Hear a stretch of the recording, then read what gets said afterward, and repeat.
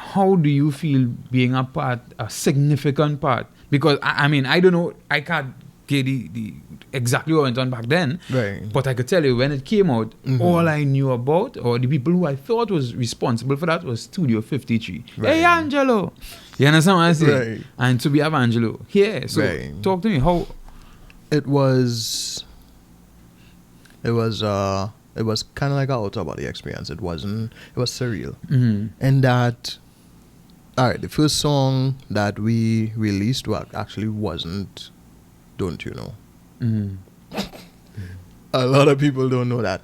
The first song we released was actually from an artist that we worked with at the time that went by the name of Cutty, now known as Curtis Mark. Same guy who lived like 3 houses away from the studio I told you about. And the name of the song was Let's Justice. Was actually soca, right? A groovy soca song. That song went on to be the most requested song on 94.1 for Valentine's Day. Oh, okay. I think it was 2006.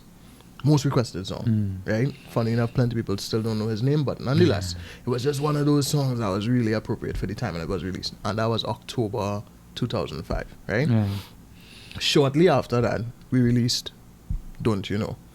That took a little more time to pick up because Marlon Asha Ganja Planter had some spotlight. Right. Mr. King, Olav Until picked up after Ganja Planter, even though Jam Melody Be Prepared was playing before both of them, right?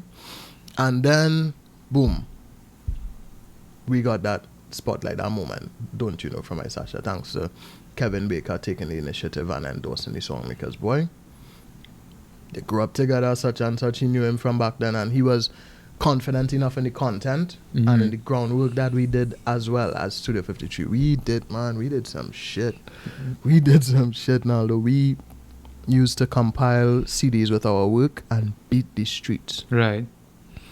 Give to this one, give to that one, taxi drivers, the other such and such. We spent a buttload of money on CDs and we did covers for it so that, you could see track listing, who sang what, such and such, and it has the logo on the front, and we really put that effort into putting ourselves out there before we even got out there. It was a lot of groundwork on behalf of myself, Quincy Robinson, and Sharon Charles. It was a lot of groundwork from our friends and our inner circle at the time because they were the ones there sitting down cutting up paper to stick into these CD sleeves, and you know what I'm saying? It was just a whole lot of heart and passion and dedication that led to the culmination of things, and the culmination was just the beginning.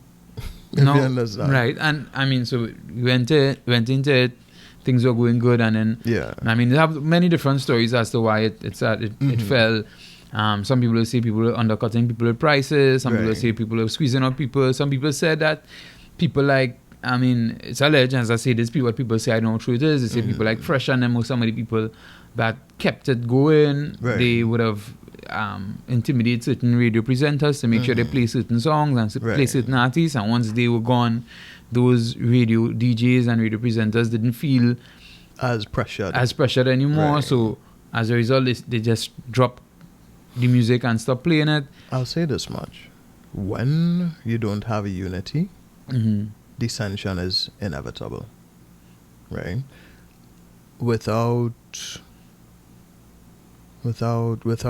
having a structure to things, without having a vision for what you want things to be, and without everyone adhering to it, then it's easy to pick something apart. And but I agree, but I think it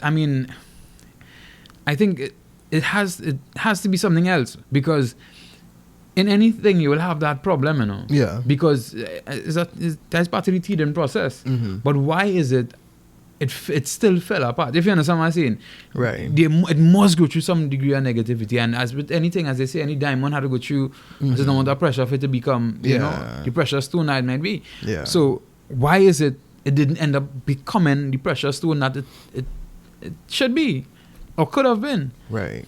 Now, I'll say this confidently: no unity. Right. That and no organization. And by organization, I mean the administrative side of things. Right.